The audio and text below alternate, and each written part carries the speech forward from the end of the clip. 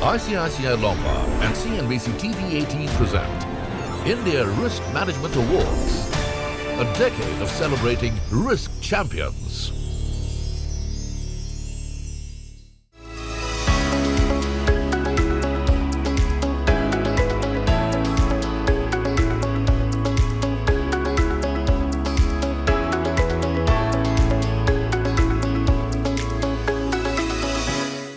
With the World Economic Forum predicting the emergence of a global poly crisis, what the world needs now is resilience. Resilience against these forthcoming multifaceted risks. With the intent of building resilience, the India Risk Management Awards over the last 10 years has championed the cause of raising awareness against these risks by awarding those companies that have developed best-in-class risk management practices and capabilities across business categories. As the 10th season of the India Risk Management Award kicks off, it continues to drive conversations on risk mitigation procedures, highlighting their importance in the industry. Hello and a very warm welcome to India Risk Management Awards. I'm your host, Ekta Batra. Leading up to these esteemed awards, today we present a panel featuring prominent industry experts who are also the jury members for the 10th edition of IRMA, poised to discuss India's superpower trajectory, managing the risks. Please welcome our panelists, Ramesh Swaminathan, Executive Director, CFO and Head Corporate Affairs, Lupin; Shailesh Haribhakti, Chairman of the Board, Shailesh Haribhakti and Associates; Hersh, Shah, CEO, IRM, India Affiliate and India's leading young enterprise risk expert; and Prabha Thomas, Chief Risk and Compliance Officer, Tata Consultancy Services. Everyone, welcome to the show. Thank you. Well, Mr. Haribhakti, let's start with you because, today's theme is about India's superpower trajectory, and we are moving towards wanting to become a $10 trillion economy, $15 trillion economy, eventually maybe in $55 trillion. In that sense, risk management becomes extremely critical. Can you lay out how critical it is and what do you see in terms of the trajectory to becoming a superpower? You know, the one word that occurs to me is that each one of us will carry a polymath in our pockets, on our digital devices, which will be our own AI embedded in our device. That is the extent to which complexity and the future is going to evolve. India has learned to create $1 trillion of GDP every 18 months. Now, the task before us to achieve all those numbers which you talked about is to truncate that. So, the biggest risk arises from external disruption. Business models will be disrupted. Entire businesses will have to completely transform. In such an environment, the anchor will be your culture, will be your values, will be the spirituality which has driven us through all these ages. So if India wants to be a superpower, then we will have to anchor ourselves in that spirituality, in that culture, while we adopt and embrace AI and complete disruption, which will happen because technologies are converging like never before. Therefore, risk management becomes so critical. The key risks are sustaining leadership. I would place that as number one. It is going to be very important to have a succession of fantastic leaders who are identified to take charge of the companies. Therefore, continuity and resilience, very important. Resilience is going to become the watchword. We coined that term in one company to make sure that to fight COVID, we will need resilience capital. So that's the number two issue that will be discussed in risk forums. The third is the risk of disruption, which I talked about, and of converging technologies which will make people obsolete so fast that your unlearning and learning will have to happen at a pace never before seen. Okay. Well, Prabha, Mr. Haribhakti mentioned the magic words of technology and artificial intelligence, which will probably be the key disruptors as well. In that sense, in such a changing landscape, what do you think are the key risks when it comes to technology, and how does one manage them? You see, I think nowadays every business is a technology business. That's the way the world is going. And with the advent of the digital transformation over the last few years, and now with the advent of the emerging technologies like whether it's generative AI or metaverse or even quantum computing, all these things which are coming, we are going to see a huge disruption in every industry, right? The question is, these technologies, as you adopt, and one must adopt, I would say, also come with it certain other risks, against which guardrails have to be put in. So the question is, how do you leverage these technologies? Because if you don't, you may go out of business. But at the same time, how do you protect yourself while using these technologies?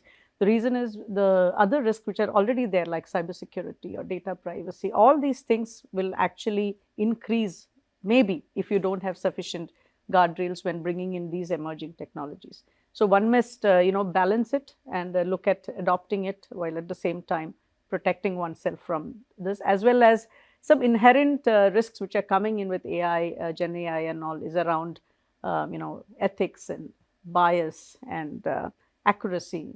You call it hallucination in that technology. So these are things one needs to figure out how to manage it, how to control it while we adopt it. So what are the incremental risks you probably expect because of the changing landscape of technology? You see, in the IT industry, apart from using these technologies, there is also an possibility of a disruption of the model in which we're working. So the discussion around future of work, which a few years back we used to talk about from the COVID scenario about gig economy and so on, is also now moving on to future of work and how, let's say, software or IT gets developed. So I think the future of work itself is a big area now that these technologies have come in, and that there are multiple aspects to it coming in. Well, Mr. Swaminathan, what are the key risks according to you which are currently being faced by companies? Kind of embraces all kind of risks. So he spoke about just the leadership risk itself. Then we also have risks in terms of financial resources, in terms of technical resources, and of course the geopolitical risks and so on as well. Zeroing down on pharma, we also have a lot of risks associated with us, especially when it comes to, in fact, developmental risk, when it comes to regulatory risk, in terms of operational risk, and of course the market risk itself. So all of these obviously have to be contended with. Okay. Well, when you do talk about pharmaceuticals, there is that quality risk that we talk about as well. You did mention regulatory risk. So quality becomes a key issue. As we go along, that's probably going to be highlighted as, regulators change their goalposts as well. In that context, how do you think pharmaceutical companies should probably evolve? Regulatory risk, it comes in two forms. Let's talk about, in fact, India related, and then you could talk about, in fact, the way, the FDA authorities in America and others kind of react. Obviously, they're also kind of evolving in lots of ways and actually adopting a lot of technologies, which makes things a lot more difficult for the pharmaceutical companies. In the very first instance, they would actually be insisting upon a digital trail. So from that perspective, a lot of these companies let kind of evolve along that itself, in terms of embracing newer technologies, embracing newer manufacturing technologies and the like, in order to make the task easier. And as we go by, there is going to be the risk of obsolescence of, in fact, of medicines itself. Essentially, you move on from one therapy area to another and so on as well. Let's take the example of, for example, this diabetes drug GLP-1, which has come through. It's obviously is used for diabetes, but it has now been refashioned for potentially for weight loss as well. And it causes, in fact, impact when it comes to cardiovascular issues, as well as for kidney-related ailments and so on as well. So to that extent, you need to be relying on newer products and being glued on to what's happening around the world in order to actually scale up the risk factor as well. How critical is technology and artificial intelligence? Artificial intelligence and technology embraces every aspect of the value chain. Starting from, in fact, drug discovery to development to regulatory, moving on to in fact production, as well as in fact the best practices in marketing and sales.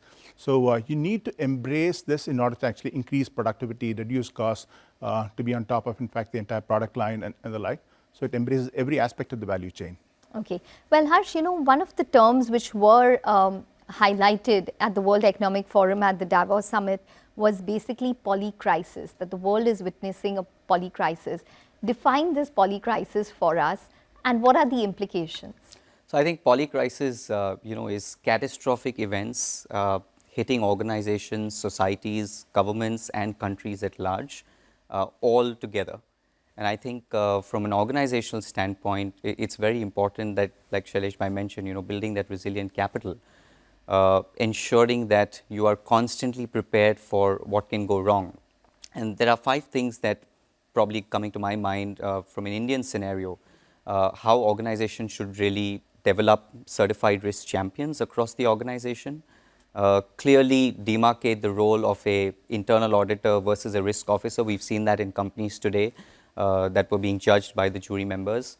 Third is, are you really looking at scenario planning and horizon scanning?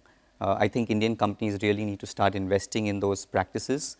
Fourth is, Prabha spoke about the risk of AI. I'm talking about AI in risk management.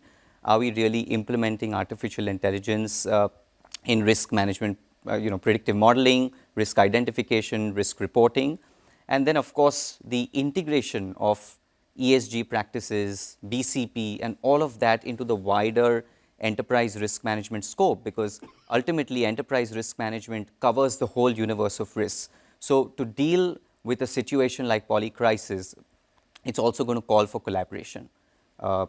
Organizations of all sizes, across all sectors, government bodies, all of them need to come together to make sure that we're mitigating these risks. In fact, the UAE has launched the world's first risk management platform, where they're creating a global repository of risks in various sectors, whether it's supply chain, geopolitics, fake news, misinformation, which was again highlighted in the WEF's 2024 report.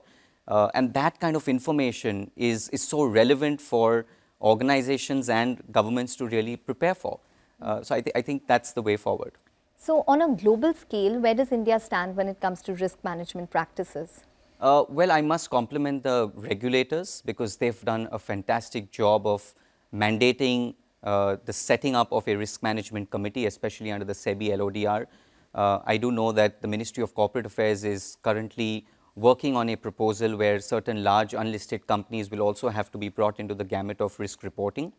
RBI has already made drastic changes to their risk management mandates, including risk-based internal audits. So I think India is definitely getting there on the global stage, and I do know that companies in US and UK, because we're a large institute operating in multiple regions, they are looking at Indian regulations as a benchmark. Okay, well, on that note, it's time for a short break, but we'll be back soon with our insightful discussion at the India Risk Management Awards. Stay tuned. ICICI Lombard and CNBC-TV18 present India Risk Management Awards, a decade of celebrating risk champions. ICICI Lombard and CNBC-TV18 present India Risk Management Awards, a decade of celebrating risk champions. Welcome back. You're still tuned into the India Risk Management Awards, where we have been witnessing conversations fueled with innovative ideas that emphasize on building a strong risk management system. Mr. Haribhakti, you have mentioned that there needs to be, a culture of risk through the company, and also there should be an ownership of risk. It should probably stem from the top. Tell us more about that idea, and how important is it, and how many companies are even implementing it? The ownership of the risk management function, in my view, should lie with the person who has maximum skin in the game, which happens to be the CEO. The chief risk officer's role would then become to be a support to this whole activity and make sure that it reaches the board level, so that the board, through its processes, is able to ensure implementation happening on time with the resources which are required. And I find that this is a practice that is getting more prevalent in the better risk managed enterprises, which have both objectives of scale and of profitability. Because now it is not just scaling up which is going to matter. It is going to be both scaling and being profitable. So when you have these multiple objectives in mind, you need to have a top class risk management system owned by the CEO, operated and facilitated by the CRO, and the practices following best benchmarks from anywhere in the world. And as Hersh rightly pointed out, India is setting many of these best benchmarks. So that's why sustainability of leadership is also extremely important. Extremely important.